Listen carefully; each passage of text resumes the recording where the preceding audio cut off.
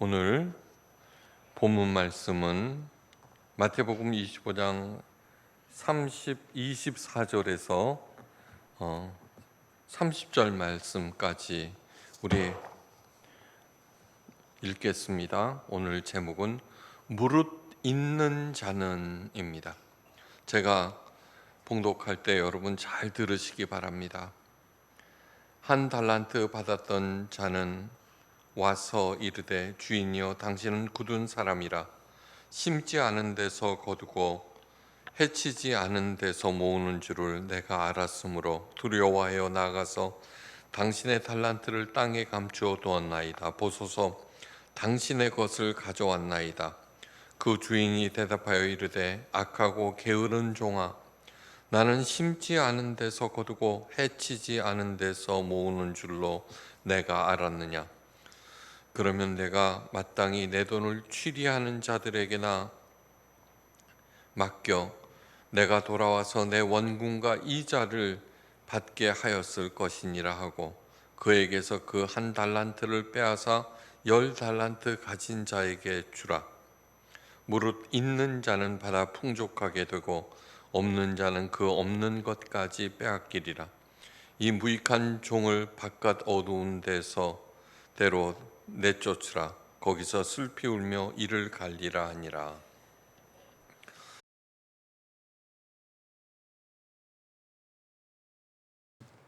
마태복음 효과라는 것이 있습니다. 사회학적 용어인데 콜롬비아 사회학 교수 로버트 머튼이 창안한 것입니다. 이 마태복음 효과의 말씀은 뭐냐 그러면 무릇 있는 자는 받아 풍족하게 되고 없는 자는 그 있는 것까지 빼앗기리라는 말에서 나온 것입니다.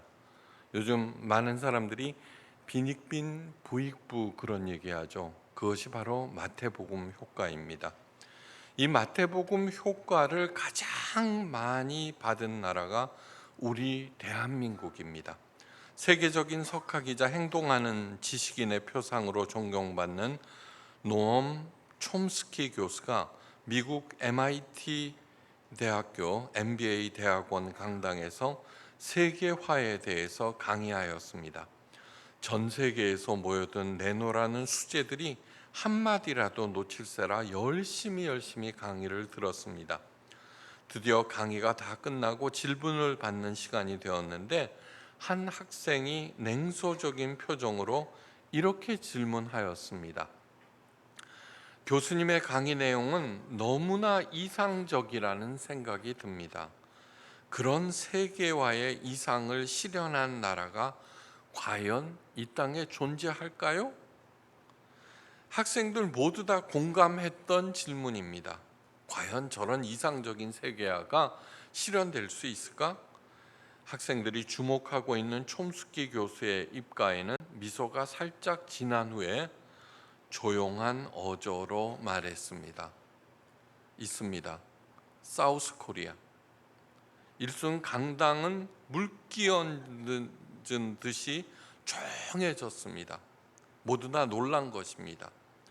노 교수의 설명이 이어졌습니다. 한국 국민들은 제국주의의 무자비한 식민 지배와 참혹한 전쟁을 딛고 일어서서 다른 나라에 종속되지 않고 독자적으로 눈부신 경제 발전을 이룩하였습니다. 동시에 독재 정권의 항거에 평화적인 방법으로 민주주의를 이룩해내었습니다.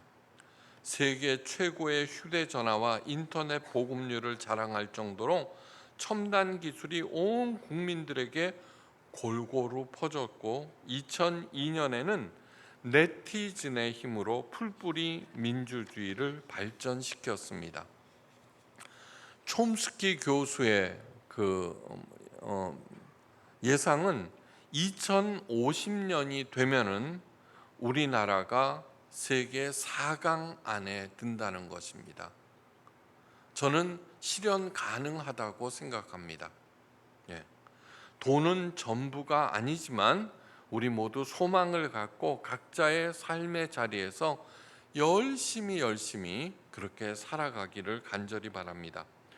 오늘 읽은 예수님의 비유는 우리 누구나 잘 알고 있는 것입니다. 그래서 귓등으로 들을 수가 있는데, 그러나 이 비유에는 하나님의 자녀인 우리들이 하나님의 복을 받는 최고의 비결을 담고 있습니다. 최고의 비결. 잘 들으시고 내 안에서 하나님께서 주신 그 재능을 극대화시켜서 마태복음 효과를 풍성히 누리고 남는 삶을 사시기를 간절히 바랍니다. 한 부자가 먼 나라로 여행을 떠나면서 자신들의 종들을 불러 각각 5달란트와 2달란트와 1달란트를 주었습니다. 세월이 흘러 주인이 돌아와서 그들과 결산을 하였습니다. 5달란트 받은 종이 주인에게 아뢰입니다. 주인이여, 내게 5달란트를 주셨는데 보소서, 내가 또 5달란트를 남겼나이다. 그러자 주인은 크게 기뻐하면서 말했습니다. 착하고 충성된 종아, 내가 작은 일에 충성하였음에 내가 많은 것을 내게 맡기리라. 내 주인의 즐거움에 참여할지어다. 이어서 2달란트 받은 종이 주인께 아뢰입니다. 주인이여, 내게 2달란트를 주셨는데 보소서, 내가 또 2달란트를 남겼나이다. 그러자 주인은 이번에도 똑같이 크게 기뻐하면서 말합니다. 착하고 충성된 종아, 내가 작은 일에 충성하였음에 내가 많은 것을 내게 맡기리니 내 주인의 즐거움에 참여할지어다.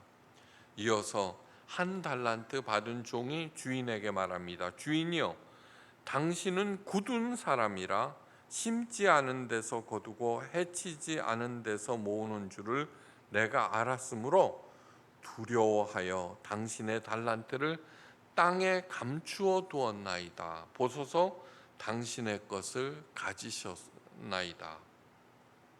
이 말을 들은 주인이 말합니다. 악하고 게으른 종아, 나는 심지도 않은 데서 거두고 해치지 않은 데서 모으는 줄을 내가 알았느냐?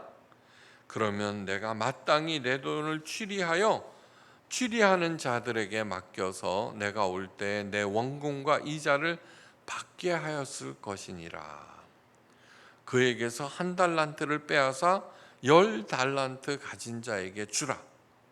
무릇 있는 자는 받아 풍족하게 되고 없는 자는 그 있는 것까지 빼앗기리라.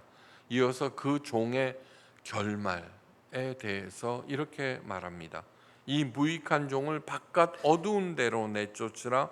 거기서 슬피 울며 이를 갈리라.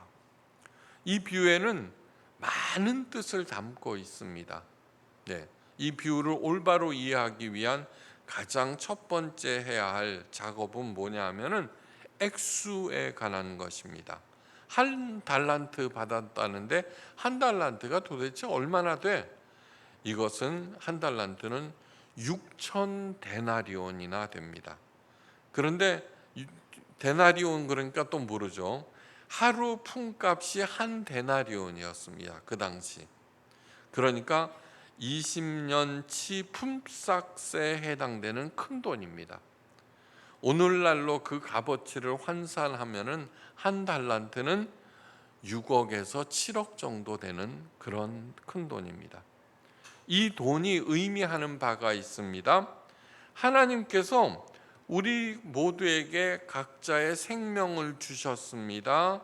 그리고 또한 이 세상에서 살 수 있는 충분한 금액을 주셨다는 것입니다. 여러분, 학자들이 계산해 봅니다. 한 사람이 평생 동안 살아갈 때 필요한 돈이 얼마일까? 6, 7억 정도면은 그냥 대충 잘 살 수 있다, 이렇게 생각합니다. 자, 정말 나는 그 돈 받은 적이 없는데요? 아니요. 예수님께서 이미 말씀하셨습니다. 공중에 나는 새를 보라, 들에 핀 백합발을 보라. 그러면서 그들이 저절로 이렇게 살아나고 있다라고 하는 것을 말씀하시면서 너희가 염려하여 이르기를 무엇을 먹을까, 무엇을 마실까, 무엇을 입을까 하지 말라. 너희 하늘 아버지께서 이 모든 것이 너희에게 있어야 할 줄을 잘 아시느니라. 우리 부모들도 자녀들을 위해서 밤낮으로 일하는데 더 크신 하나님 아버지께서 우리를 당연히 먹이신다는 것입니다. 그런즉 너희가 해야 할 일은 너희는 먼저 그의 나라와 그의 의를 구하라. 그리하면 이 모든 것을 너희에게 더하시리라. 이 말씀은 먼저 그의 나라를 구한다는 것은 하나님께서 나를, 이 세상을 통치하고 운영하신다는 것을 굳게 믿는 것입니다. 어떠한 경우에도 야, 저런 일이 일어나는데 하나님이 진짜 살아계셔? 이딴 쓸데없는 생각을 하지 않고 하나님께서 반드시 굳게 공급하심을 굳게 믿는 것입니다. 그것이 그의 나라를 구하는 것이고, 그의 의를 구한다는 것은 어떠한 경우에도 악한 불의한 일들을 행하지 않는 것입니다. 하나님께서 공급하심을 굳게 믿으며 마땅히 해야 할 일을 한다면은 절대로 어떤 경우에도 궁핍하지 않다는 말씀입니다. 이것이 이 비유 이해의 대전제입니다. 둘째로, 주인이 각각 다른 액수를 준 기준은 각각 재능이었습니다. 재능에 따라서 5달란트, 2달란트, 1달란트 이렇게 주셨다는 얘기입니다. 돈으로 환산하면 30억, 12억, 6억 이렇게 주었다는 뜻입니다. 여러분들은 어떤 재능을 받으셨습니까? 나는 별다른 재능이 없다고 생각하시는 분들도 꽤 많을 것입니다. 그러나 하나님 아버지께서는 모든 사람들에게 재능을 주셨습니다. 다만 내가 재능이 없다고 생각하는 것은 첫째로 그 재능으로 돈을 벌지 못하기 때문에 이거는 재능도 아니야 라고 생각해서 재능이 없다고 생각하는데, 저는요, 최고의 재능을 받은 사람, 최고의 복을 받은 사람을 누구라고 생각하느냐 하면은 착하면서도 피해의식이 없는 사람이라고 생각합니다. 여러분, 회사에서 가장 필요한 사람, 저도 목사니까 CEO라고 할 수 있습니다. 많은 사람들을 채용을 합니다. 그런데 제가 가장 아쉬운 사람은 누구냐 하면은 재능이 있고 없고가 아니라 성실하면서도 착하면서도 뭐예요? 정직한 사람입니다. 정직한 사람, 감사할 줄 아는 사람, 피해가 없으니까 감사하죠. 네. 그런 사람들이 가장 재능이 많은 사람임을 잊지 마셔야 합니다. 둘째로, 돈 벌 궁리만 하느라 하나님으로부터 받은 재능을 개발하지 않기 때문입니다. 그래서 재능이 없다고 생각합니다. 재능을 영어로 탤런트라고 합니다. 탤런트. 예. 탤런트와 매우 유사한 것이 있는데 바로 은사입니다. 은사. 성경에서 나오는 은사. 은사는 헬라어로 카리스마라고 하는데, 카리스마. 저 사람은 카리스마가 있어. 뭐 이런 얘기 하죠. 달란트와 카리스마의 차이는, 다시 말해서 은사와 재능과의 차이는 둘은 똑같은 것입니다. 내가 가장 잘하는 것. 그런데 그것을 어떻게 쓰느냐에 따라서 전혀 다른 것이 됩니다. 내가 가진 능력으로 오직 나만을 위해서 쓸 때에는 재능이 되고요, 하나님과 다른 사람을 위해서 쓸 때에는 그것이 아무리 하찮은 것이라도 은사가 됩니다. 재능과 은사. 예. 5달란트 받은 사람이나 2달란트 받은 사람이나 배나 되는 이익을 남긴 것은 이 두 사람이 자기 자신을 위해서가 아니라 주인을 위해서 열심히 일했기 때문입니다. 자기가 받은 것이 무엇이든지 간에. 그래서 그 둘이 받은 달란트는 은사가 되었고, 그래서 주인이 크게 기뻐한 것입니다. 그러므로 마음에 새겨야 하는 것은 하나님께서 누구에게나 당연히 내게도 재능을 주셨고 그 재능으로 하나님께 영광을 돌리고 다른 사람들을 살리는 데 쓴다면은 반드시 배나 되는 성과를 얻는다는 사실입니다. 제가 자주 말씀드리죠. 마더 테레사 키가 1m 50도 안 됩니다. 여자로서 빵점입니다. 가난한 시골 출신입니다. 학벌도 없습니다. 근데 뭐만 있어요? 선한 마음과 하나님을 사랑하는 마음밖에는 없었습니다. 세상적인 기준으로 볼 때는 마더 테레사는 가장 적은 재능을 받은 사람입니다. 그러나 그 받은 바를 최선을 다해서 하나님의 영광을 위해서 또 가난한 불쌍한 인도 사람들을 위해서 썼을 때 무려 60만 명의 고아들을 구해냈고요. 많은 사람들에게 영감을 주어서 작은 마더 테레사가 계속 이어지고 있다는 얘기입니다. 기억하십시오. 하나님께 영광을 돌리고 다른 사람들을 살리는데 내가 가진 것을 쓴다면 반드시 배나 되는 성과를 거둔다는 사실입니다. 또 하나 이 비유에서 봐야 할 것은 주인이 돈을 맡긴 후 그 어떤 것도 지정하지 않았다는 얘기입니다. 너는 꼭 장사를 해야 돼. 이 품목으로 너는 해야 돼. 라고 지정하지 않았습니다. 예. 사람마다 각각 재능이 다르기 때문입니다. 각자 재능을 개발하고 그 재능으로 하나님의 영광과 이웃을 위해서 살라는 것입니다. 이제 나이가 드니까 한 얘기 또 하고 한 얘기 또 하고 그러죠. 그런데 이것 또한 예. 저는 어렸을 때 부모님들이 쟤 언제 죽나 할 정도로 굉장히 약했습니다. 몸이 말 더듬이었습니다. 그런데 뭐예요? 지금 말로 먹고 삽니다. 예. 제가 대학교 때 열심히 연극반에 들어가서 하다가 낙제를 하였습니다. 하도 열심히 해서. 왜 연극을 열심히 했냐 그러면 이 말을 고치기 위해서. 지금도 버벅댈 적 많죠. 예. 그래도 재능이 무엇인지 내가 도대체 뭘 하면서 살아야 하는지 생각하고 꾸준히 해왔다는 얘기입니다. 또한 주인은 종마다 차등을 두고 돈을 지급하였습니다. 우리들은 큰 재능으로 큰 돈 버는 것을 무조건 좋아해서 불공평하신 하나님이라고 생각하지만 절대로 그런 것이 아닙니다. 절대로. 세상에는 일마다 그 크기가 다르고 큰 일이라고 해서 더 중요한 것이 절대로 아닙니다. 예.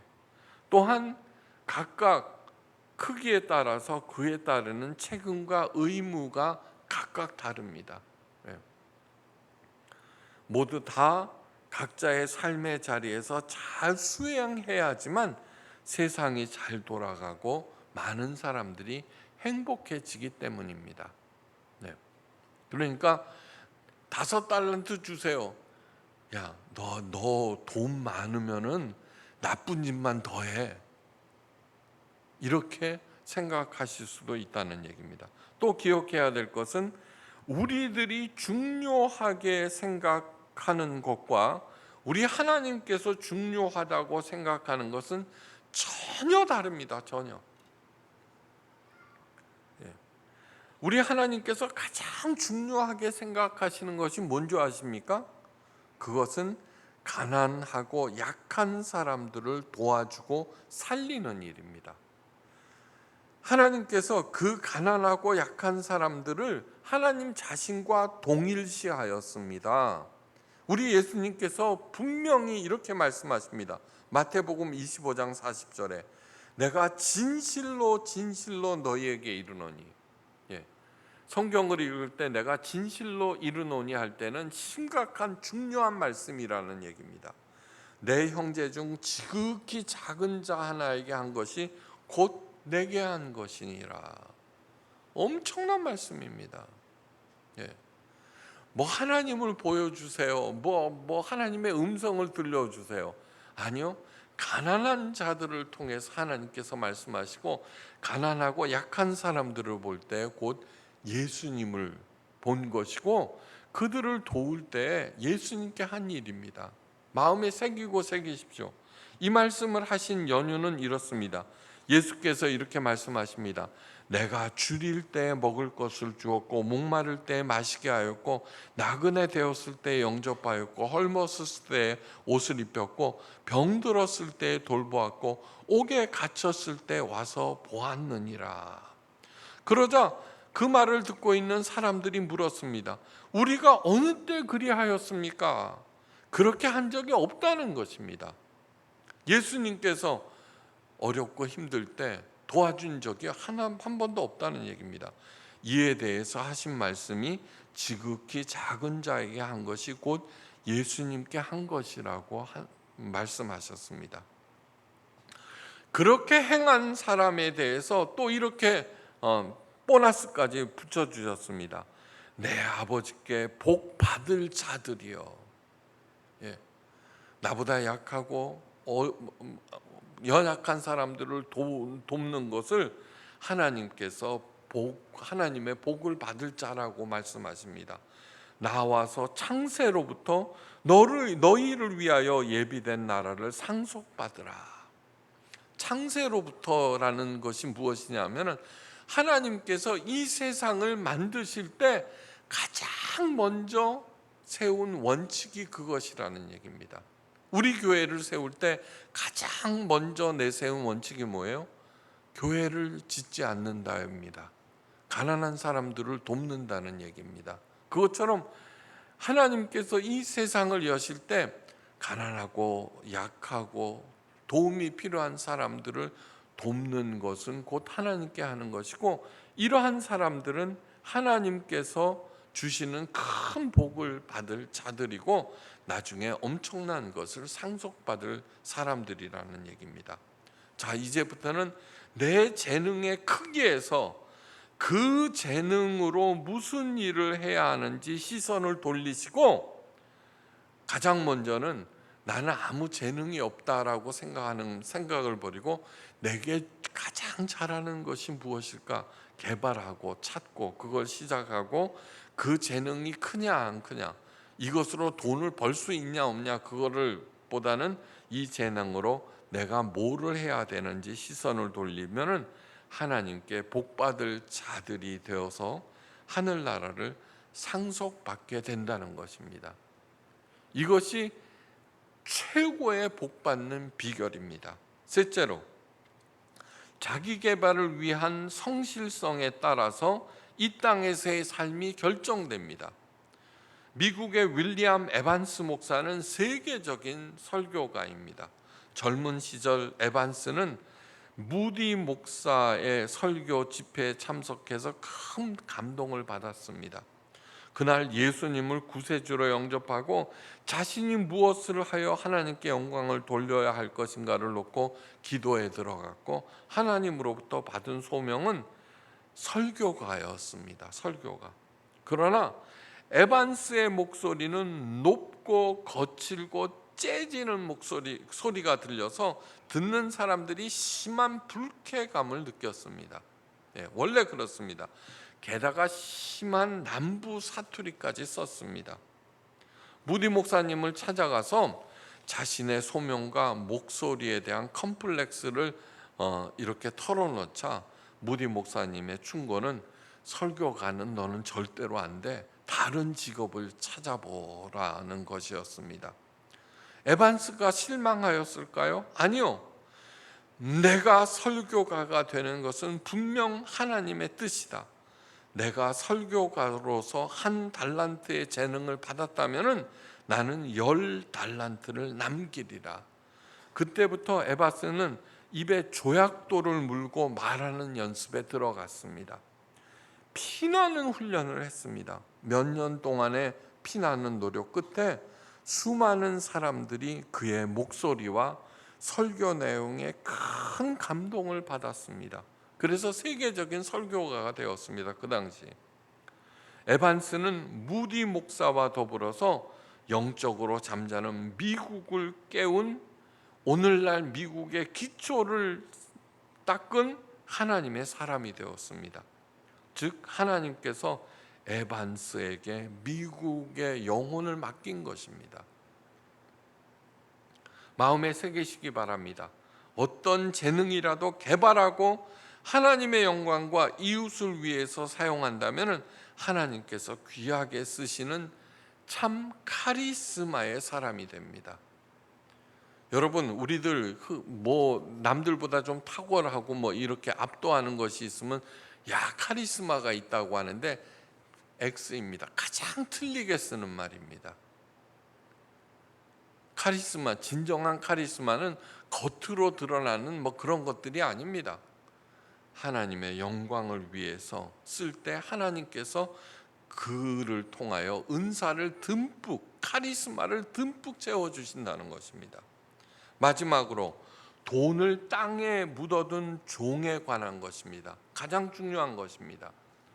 왜요? 벌을 받았잖아요. 그죠? 자기가 있는 것까지 다 빼앗겼잖아요. 그러면 안 되는 것이죠. 그러니까 과연 그것이 어떤 것인가를 알아야 합니다.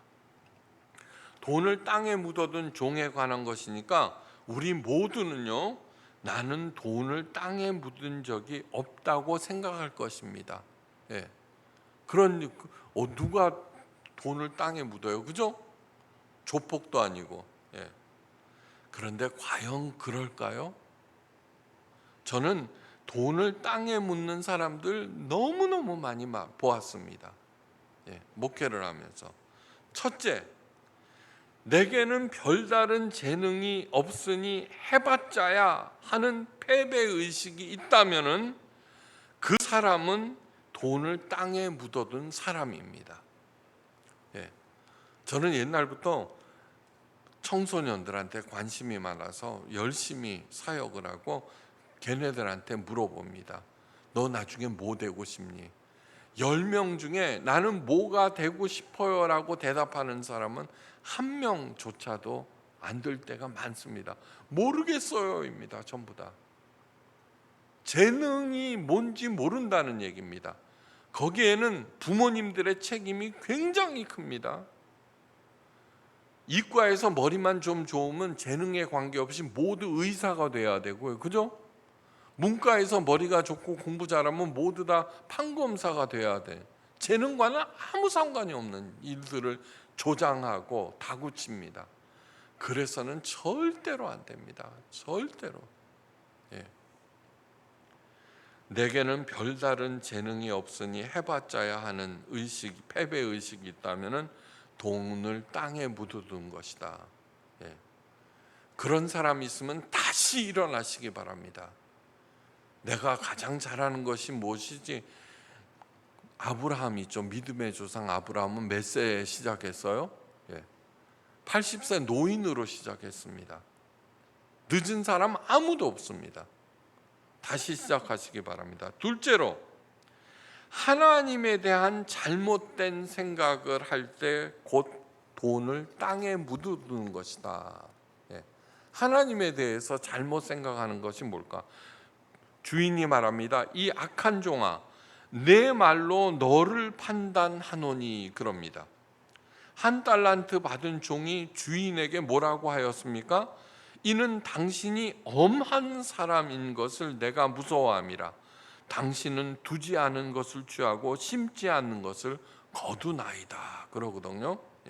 이 종은 주인은 무서운 엄격한 사람으로서 자기 마음 내키는 대로 전행을 일삼는 사람이라고 생각하고 있습니다.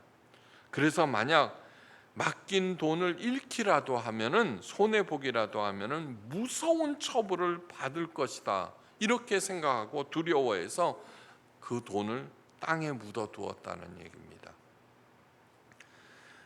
그 종의 하나님관을 고스란히 드러내고 있습니다. 여러분들은 하나님을 어떻게 생각하십니까?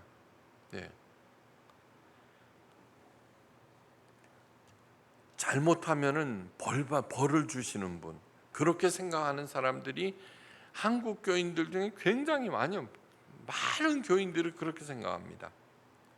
내 말로 너를 판단하노니라는 것은 하나님을 내가 어떻게 알고 어떻게 믿고 있느냐에 따라서 내 인생의 성패가 결정된다는 뜻입니다. 오늘날 많은 교회에서 가르치고 있는 신앙생활들을 한번 점검해 봅시다. 하나님을 기쁘시게 하여 복을 듬뿍 받는 비결들이 망라됩니다. 기도, 전도, 봉사, 헌금들 열심히 하여서 복을 받았다는 간증들이 넘쳐납니다. 교회에서. 예. 내가 복을 받지 못한 이유는 신앙생활을 등한히 하여서 하나님의 미움을 샀기 때문이라고 생각합니다. 100이면 100 그렇게 생각합니다. 그래서 나도 복받아 잘 살아보기 위해서는 아무리 힘들어도 성수주일과 전도와 11조와 기도에 힘을 쏟으려고 합니다. 여러분, 신실한 성도들은 있죠. 계산해 보니까 새벽 기도까지 포함해서 일주일에 12번의 예배를 드려야 합니다. 12번. 우리는 딱 한 번 있죠. 그런데 그것조차 안 나오는 이유가 뭐예요? 그러나 쉽지 않고 억지로 하려니까 마음이 행복하지도 않습니다. 그러다가 어려운 일이 생깁니다. 덜컥 겁이 납니다. 순간 내가 하나님의 비위를 거슬렸다는 생각이 엄습합니다. 이것이 가장 흔한 오늘날 교인들의 신앙 정서입니다. 우리들이 여기에 모인 이유가 무엇입니까? 이거 안 하려고 모인 것입니다. 기도를 열심히 하면은 좋은 대학에 간다는 것은 심지 않은 데서 거두는 것이 아닐까요? 전도를 열심히 하면 하나님께서 사업을 번창하게 하시는 것도 두지 않는 데서 취하는 것이 아닐까요? 좋은 대학에 가려면 뭐 해야 돼요? 공부 열심히 해야 되고, 치킨집 성공하려면 치킨 연구 많이 해야 합니다.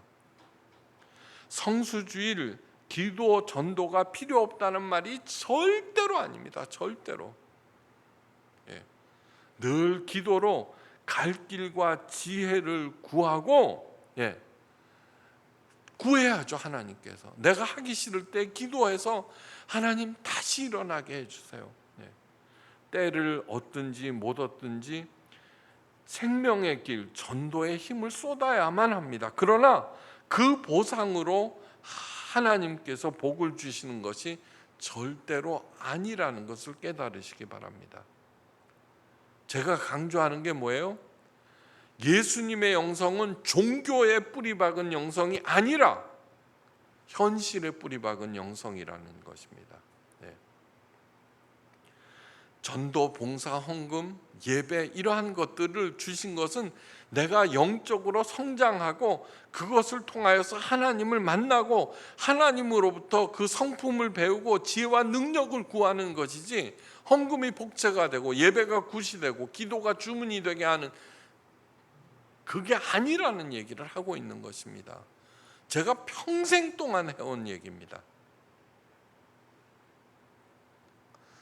내게 주신 재능이 무엇인지 생각지 아니하고 종교 행위를 통해 복을 받으려는 기복신앙이 곧 하나님께서 주신 것을 땅에 묻어두는 것이다.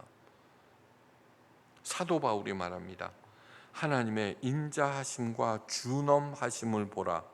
넘어지는 자들에게는 준엄하심이 있으니 너희가 만일 하나님의 인자하심에 머물러 있으면은 그 인자가 너희에게 있으리라. 그렇지 않으면 너도 찍히는 바가 되리라. 엄청난 말씀입니다. 한 달란트를 땅에 묻어 두었던 그 종, 이 종은 하나님의 준엄하심에만 초점을 맞춘 것입니다. 그래서 넘어지는 자가 되었고, 그래서 찍힌 자가 되었다는 얘기입니다. 어떻게? 하나님께서는 우리에게 언제나 가장 올바른 곳으로 인도하시고 풍성하게 공급하심을 믿는 것, 예, 그것이 인자함에 거하는 것입니다. 당시 이스라엘 백성들은 감히 하나님의 이름을 입에 올리지 못했습니다. 그런데 예수님께서는 하나님의 이름을 거침없이 부르셨고 아바, 아버지까지라고까지 하였습니다. 아바는 아빠입니다. 그래서 바리새인들과 당시 종교 지도자들은 신성 모독을 이유로 예수님을 십자가에 못 박아 버린 것입니다. 여러분, 아빠는 어린 자녀를 절대로 심판하거나 저주하지 않습니다. 어떻게든지 보호하고 살리려고 하죠. 예. 우리들은 아무리 어른이라고 하더라도, 나이가 들었어도 하나님 앞에서는 아주 작은 어린아이입니다. 이것이 예수님께서 하신 일 중에 가장 중요한 일 가운데 하나입니다. 그저 두려워 벌벌 떨었던 하나님을 내게 가장 가까운 아빠로 만들어 주신 것, 그것이 은혜 중에 은혜입니다. 이제 하나님을 뭐라 그래요? 아빠로 생각하십시오. 예? 또 대답을 안 하시네. 그것이 인자에 머무는 것입니다. 하나님의 인자에 머무는 것. 마음에 새기시기 바랍니다. 무릇 있는 자는 받아 풍족하게 되고 없는 자는 그 있는 것까지 빼앗기리라. 실패를 절대로 두려워하지 마십시오. 계속 시도하십시오.